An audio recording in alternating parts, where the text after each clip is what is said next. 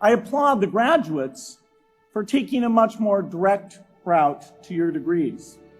For my part, I'm just happy that the Crimson called me Harvard's most successful dropout.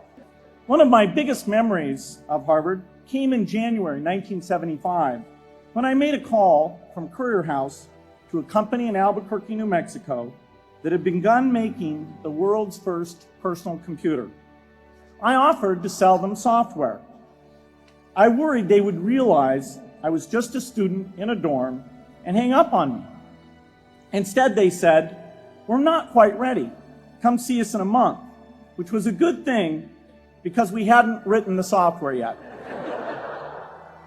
From that moment, I worked day and night on the extra credit project that marked the end of my college education and the beginning of a remarkable journey with Microsoft. But taking a serious look back, I do have one big regret. I left Harvard with no real awareness of the awful inequities in the world, the appalling disparities of health and wealth and opportunity that condemn millions of people to lives of despair. But humanity's greatest advances are not in its discoveries, but in how those discoveries are applied to reduce inequity. Whether through democracy, strong public education, quality health care, or broad economic opportunity, reducing inequity is the highest human achievement. You graduates came to Harvard at a different time. You know more about the world's inequities than the classes that came before. In your years here, I hope you've had a chance to think about how, in this age of accelerating technology, we can finally take on these inequities and we can solve them.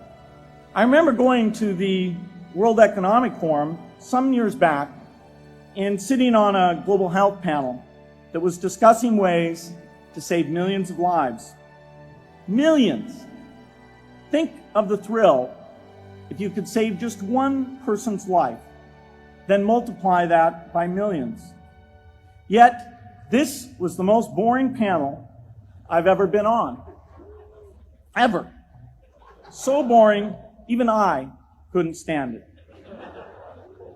What made that experience especially striking was that I had just come from an event where we were introducing version 13 of some piece of software, and we had people jumping and shouting with excitement. I love getting people excited about software, but why can't we generate even more excitement for saving lives?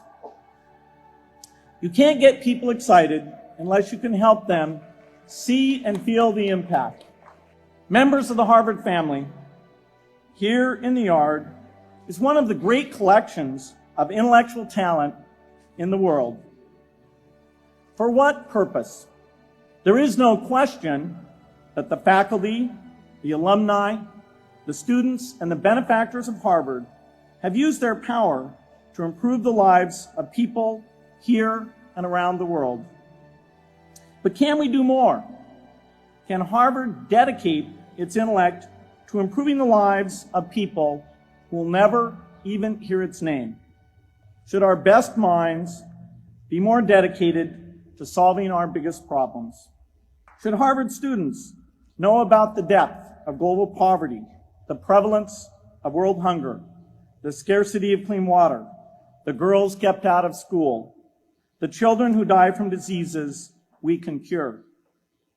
Should the world's most privileged learn about the lives of the world's least privileged? My mother, who was filled with pride the day I was admitted here, never stopped pressing me to do more for others.